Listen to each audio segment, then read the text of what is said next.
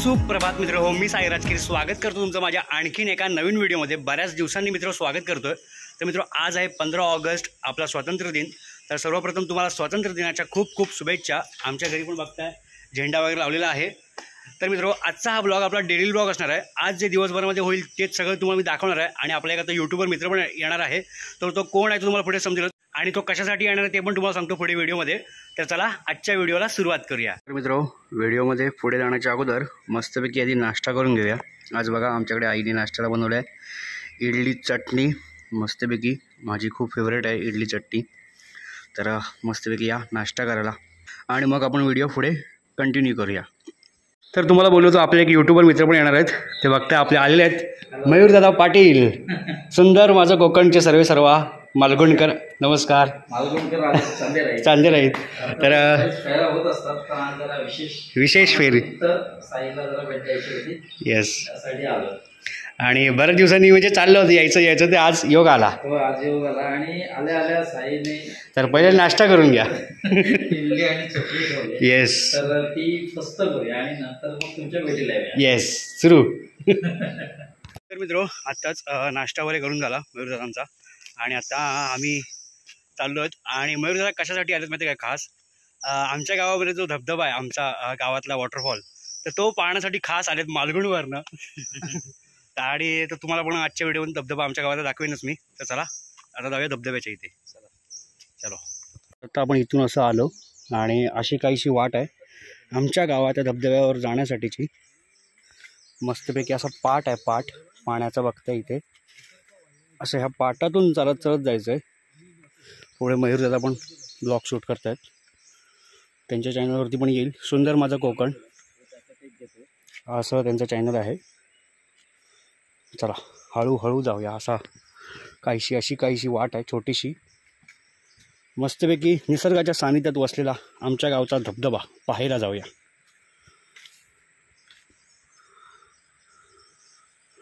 चलो खतरनाक एकदम हळूहळू चाललोय, खालून चालतो जरा आता म्हणजे फास्ट जाईन। तर मी खाली पाटात उतरलोय आणि चालतोय।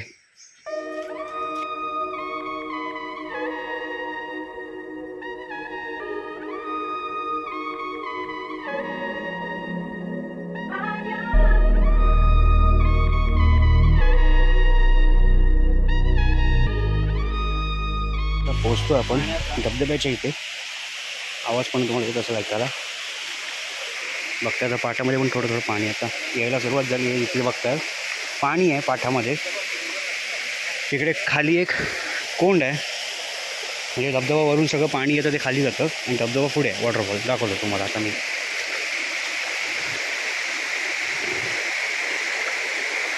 तर मित्र आता आपण या असं पाटातून चालत चालत आलो आणि आता इकडे खाली एक कोंड पण आहे, म्हणजे कोंड आहे म्हणजे खोलगट भाग आहे तिथे आणि मेन धबधबा तुम्हाला दाखवतो आता। आणि मित्र अशी आहे की ते भिंत पण अशी बांधलेली आहे बघताय इथे। आणि आता याच्यावरनं असं चढून आम्ही इथे खाली उतरलो। इथे पाणी वगैरे काही जास्त नाही आहे आणि आता धबधब्याच्या इकडे आहे, इथे पुढे धबधबा आहे। चला जाऊया आता। आणि मित्र हा पहा आमच्या गावचा धबधबा, आमच्या गावातील वॉटरफॉल सुंदर असा निसर्गाच्या सानिध्यात बसलेला जबरदस्त। बघता आजूबाजूला किती झाडी आहे। इकडे मयूरदादा शूट करतायत, तिकडे पण बघताय तिथे फोटोशूटसाठी मित्र एक नंबर लोकेशन आहे। धबधबा मित्र कसा वाटला मला कमेंट करून नक्की सांगा। असं सगळं पाणी त्या तिकडे खाली जाऊन पडतंय।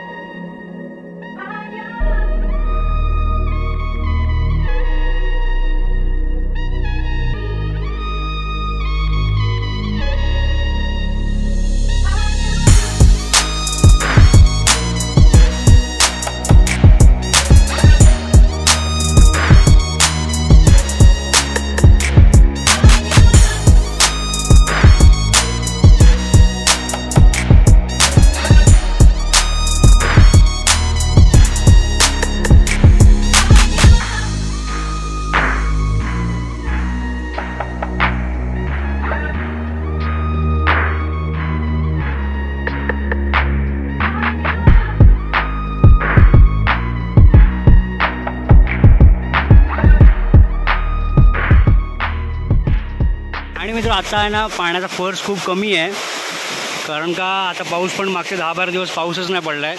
आणि जेव्हा पाऊस खूप पडतो तर तेव्हा मित्र खूप फोर्स असतो पाण्याला धबधब्याला या. बाकी इतर दिवशी काही रिस्क नाही आहे, फक्त जेव्हा भरपूर पाऊस असतो तेव्हा फ्लो भरपूर असतो पाण्याला, त्यामुळे इथे थोडीशी रिस्क होऊ शकते.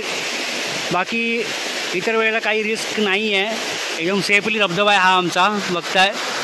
आणि एकदम निसर्गाच्या सानिध्यात बसलेला, आजूबाजूला अशी खूप गर्द अशी झाडी मस्तपैकी, आणि मस्तपैकी असा इथे येऊन तुम्ही मनमुराद असा आनंद लुटू शकता. जबरदस्त. तर आता आम्ही आता इथून निघतोय मित्र. तर मयूरदा कसा वाटला मग आमचा गावचा धबधबा? खूप छान आणि खूप सुंदर. ह्या धबधब्याचं एक वैशिष्ट्य मी सांगू इच्छितो, कारण हा जास्त उंचावरून कोसळणारा धबधबा नाही, त्यामुळे मी सुरक्षित धबधबा म्हणेन. आणि इथून हा एवढा जो पॅसेज आहे, हा जो एवढा परिसर आहे, बरोबर, तो देखील सुरक्षित वाटला मला.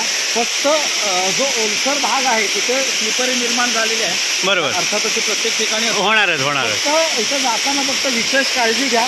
आणि धबधब्याखाली हा जो आता प्रवाह झाला आहे तर तो कमी आहे, त्यामुळे तुम्ही बिनधास्तपणे जाऊ शकता. जाऊ शकता. आणखीन एक मी गोष्ट मला अशी प्रकर्षाने सांगावीशी वाटते की पाऊस कमी असताना ह्या धबधब्याचं एवढं छान स्वरूप आपल्याला बघायला मिळतंय, पण जेव्हा पाऊस असेल तेव्हा याचा काय प्रचंड मोठा फ्लो असेल आणि ते निसर्ग सौंदर्य, ते धबधब्याचं सौंदर्य मात्र न्याहाळणं जोगं असेल. येस, नक्की. जबरदस्त.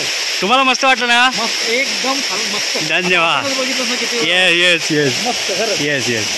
चला दादा मित्र आता निघूया. तर मित्रो आता आपण धबधब्यावरून वगैरे जाऊन आलो आणि आता मी मयूर दादांना घेऊन आमच्या इथे एक हरचरी मांडवगरवाडीमध्ये महाकालीचं मंदिर आहे, तर तिथे आता घेऊन आलो आहे. आणि इकडेच ते पाठीमागे मंदिर आहे महाकालीचं, तर जाऊया दर्शन वगैरे घेऊया. आणि अजून एक इंटरेस्टिंग गोष्ट आहे तर ती पण दाखवतो तुम्हाला काय आहे ती इथे. तर चला जाऊया आता मंदिरामध्ये दर्शन घेऊया.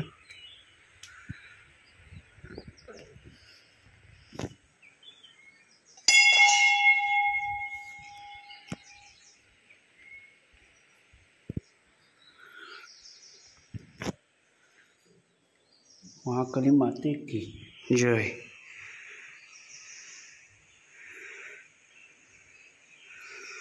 चला दर्शन घेतलेलं आहे. आणि मित्रो मंदिराच्या बाहेरच असा एक ओढा आहे खाली.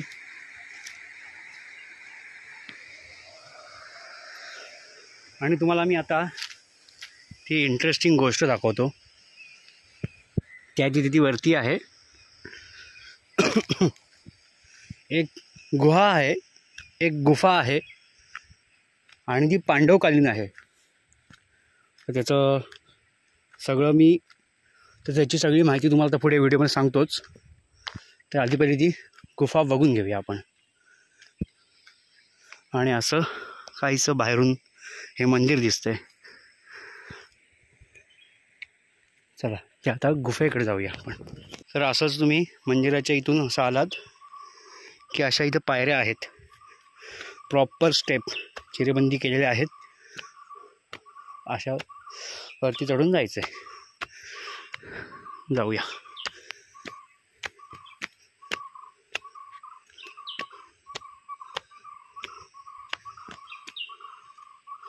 इथेच आहे ही गुहा.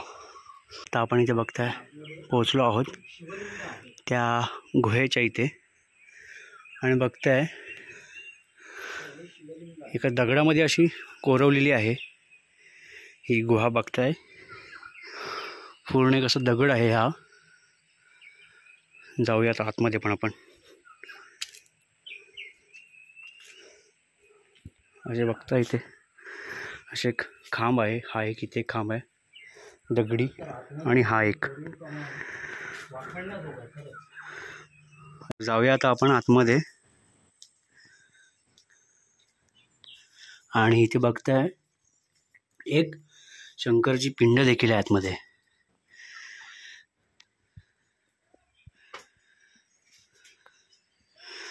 आणि पूर्ण दगडामध्ये मित्र बघताय. आणि एक मोठाच्या मोठा दगड आहे, त्याच्यामध्ये ही कोरलेली आहे. आणि आता पाऊस पडतो आहे त्याच्यामुळे थोडं थोडं पाणी पण पडतं आहे. पण कशी कोरली असेल, आणि असं बोलतात की ही पांडवकालीन आहे.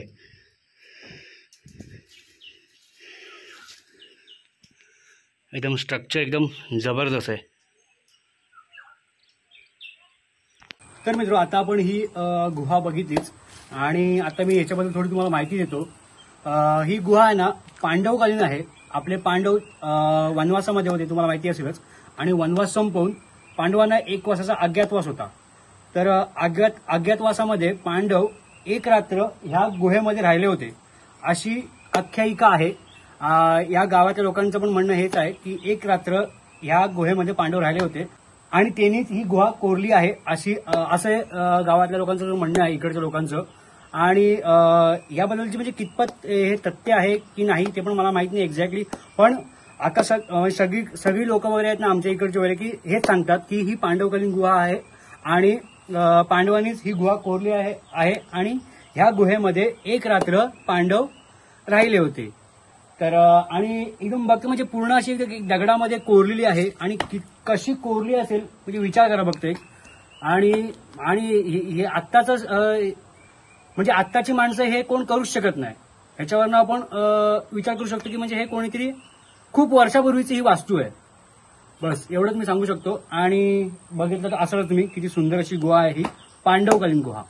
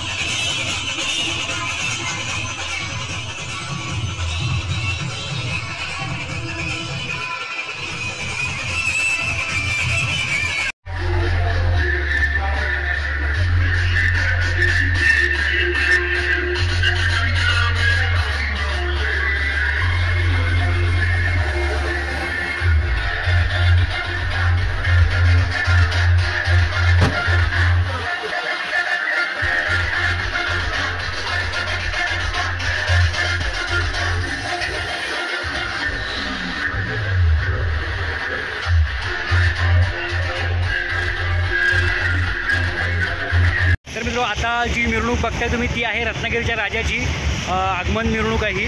आणि मित्रो आता गाडी वगैरे पार्क केली आणि भरपूर गर्दी आहे. अजून गणपती बाप्पा वरती आहे 6 स्टॉप या एरियामध्ये, आणि मी आता शिवाजीनगर इथे आहे. आता परत पुन्हा एकदा जाऊया गणपती बाप्पाची. चला.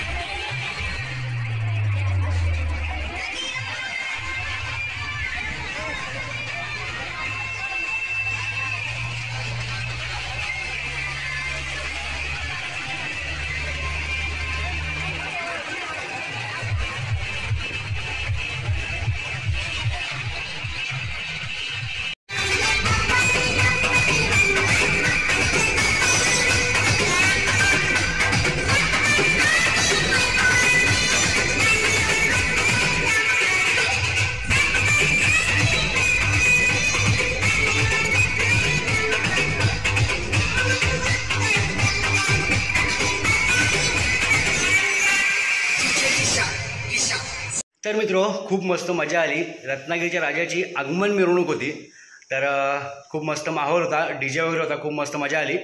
तर मित्रो, आजचा हा डेली ब्लॉग तुम्हाला कसा वाटला ते मला कमेंट करून नक्की सांगा. व्हिडिओ आवडला असेल तर व्हिडिओला एक लाईक नक्कीच करा आणि जास्तीत जास्त शेअर करा. चॅनलवरती कोणी नवीन आलं असेल तर चॅनलला सबस्क्राईब करा आणि नोटिफिकेशन बेल ऑन करा, जेणेकरून तुम्हाला येणारा नवीन व्हिडिओ नोटिफिकेशन लगेच मिळेल. तर ते व्हिडिओ पुढच्या अशा एखाद्या सुंदर व्हिडिओमध्ये.